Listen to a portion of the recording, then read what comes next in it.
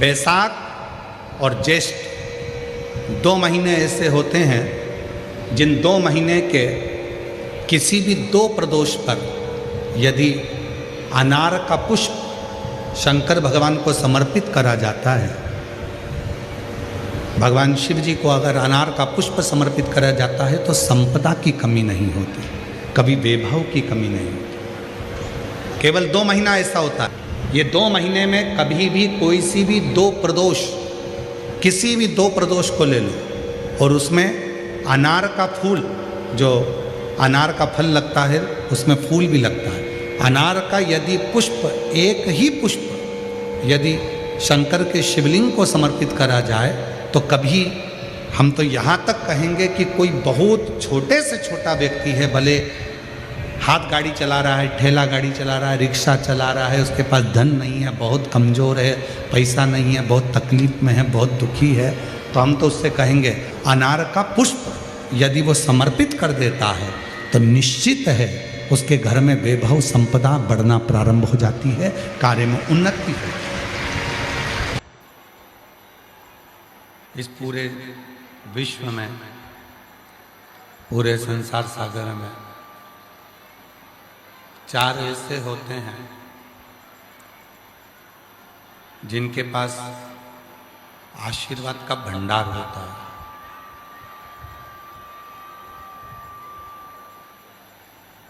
जैसे पानी की टंकी में पानी भरा होता है, केवल नल चालू करना रहता है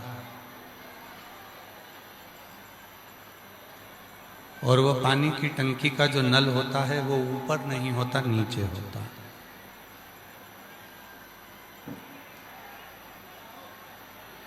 पानी की टंकी के नल को हमेशा लगाया जाता है तो नीचे लगाया जाता है। क्यों? ऊपर जितना पानी है वो टंकी के नीचे वाले नल से निकल गया।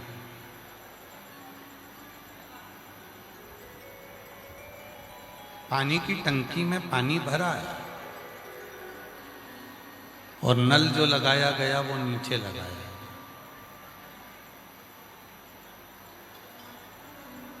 जिससे टंकी में जितना भी पानी हो वो पूरा की पूरा पानी निकल जाए। पानी की टंकी में जितना भी पानी हो वो पूरा की पूरा निकल जाए, इसलिए नल को नीचे लगाया जाता है। उसी तरह जैसे पानी की टंकी में पानी भरा होता है, नल को खोलकर उस पानी को जितना लेना है उतना ले सकते हैं। उसी तरह 4 इस संसार सागर में ऐसे हैं जिनके पास में आशीर्वाद का जल, आशीर्वाद का भंडार भरा हुआ होता है। पहले नंबर पर है माँ, दूसरे नंबर पर है पिता, तीसरे नंबर पर है गुरु और चौथे नंबर पर है मेरे देव अधिदेव महादेव,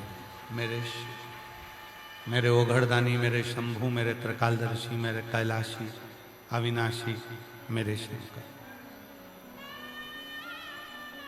जैसे पानी की टंकी में पानी होता है, उसी तरह माता, पिता, गुरु और मेरा देव अधिदेव महादेव, इनके चरणों में एक नल लगा हुआ है। बस वो चरण को तुमने छुआ और इन चारों का आशीर्वाद, इन चारों की कृपा तुम पर होना प्रारंभ हो जाती है। ये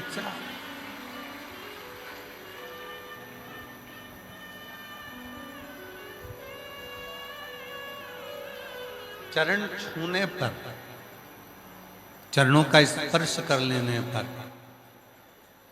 परशु महापुराण में एक बड़ी सुंदर बात कही गई है। माता के चरण छुओ, पिता के चरण छुओ, देवाधिदेव महादेव के चरण छुओ, पर गुरु के भी अगर चरण छूना है तो दूर से ही उनके चरणों का मात्र दर्शन कर कर अपने जीवन को कृतार्थ करो। गुरु चरण का केवल दर्शन ही हमारे संपूर्ण जीवन को सुख दे देता है। गुरु चरण का केवल दर्शन ही हमारे जीवन को आनंदित कर देता है। आप लोगों को मालूम है अपने घर में गुरु का फोटो क्यों लगाया जाता है? अपने घर में अपन गुरु जी का फोटो क्यों लगाते हैं? कभी किसी से पूछा कि हमारे अपने घर में गुरु जी का फोटो क्यों लगाया जाता है? गुरु का फोटो क्यों लगाना चाहिए? जिसको आप हृदय से गुरु मानते हो उसका फोटो अपने घर में क्यों लगाते हो? उसका एक कारण है, गुरु दिन रात भगवान शंकर की अविरल भक्ति में डूबा हुआ होता है, भगवान के भजन में डूबा हुआ होता है। उसके भजन करने पर, उसके स्मरण करने पर शिव की दृष्टि एक न एक दिन उस गुरु पर जरूर पड़ती है। और यदि उस गुरु का चित्र हमारे अपने घर में होता है तो जब शिव की दृष्टि गुरु पर होती है तो उनकी दृष्टि हमारे घर पर भी हो जाती है और हमारे घर का भी कल्याण हो जाता है।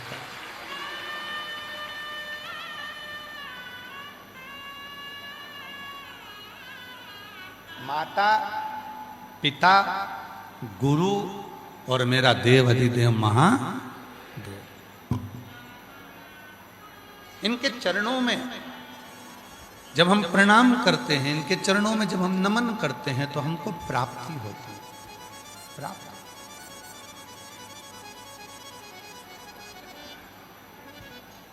क्रीम कौन कौन लगाता है अपने चेहरे पर? जरा हाथ उठाओ तो।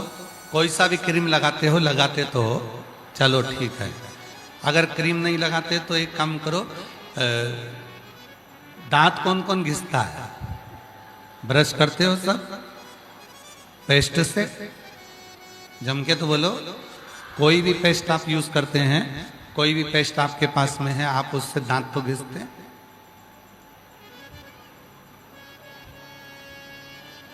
पहले दांत घिसने का इतना बड़ा डब्बा आता था, इतना बड़ा ढक्कन लगा रहता था, उसको खोला जाता था, निकाला जाता था, फिर उसको हाथ से घिस घिस के दांत घिस। बहुत पुरानी बात हो गई। अब दांत घिसना है तो पेस्ट आता है। पेस्ट से, उस पेस्ट के अंदर के भाग को निकालने के लिए क्या करना पड़ता है?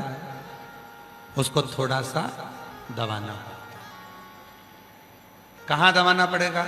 उसके मुंह पर, जम के बोलो।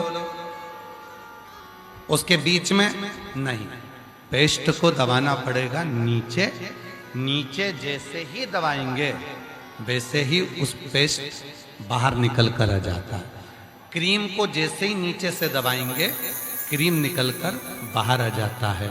उसी तरह माता, पिता, गुरु और महादेव के चरण को जैसे ही दबाते हैं तो उनका आशीर्वाद निकलकर बाहर आ जाता है।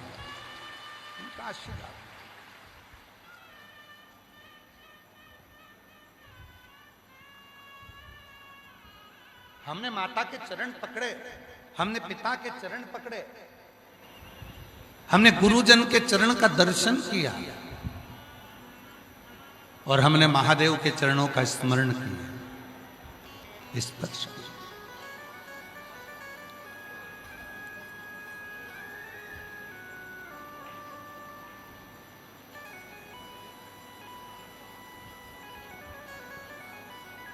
बस जैसे ही हम महादेव का चरण का स्पर्श करते हैं जैसे ही हम महादेव को नमन करते हैं वैसे ही उनका आशीर्वाद बरसना प्रारंभ हो जाता है, उनका आशीर्वाद कृपा बरसने लगती है। माता पिता गुरु और महादेव, इनके चरणों का स्मरण, इनके चरणों की प्रीति, इनके चरणों को नमन हमारे जीवन में एक सुख की अनुभूति करा देता, आनंद की अनुभूति करा देता। कभी बन सके तो अपने माता के चरणों को नित्य नमन करो।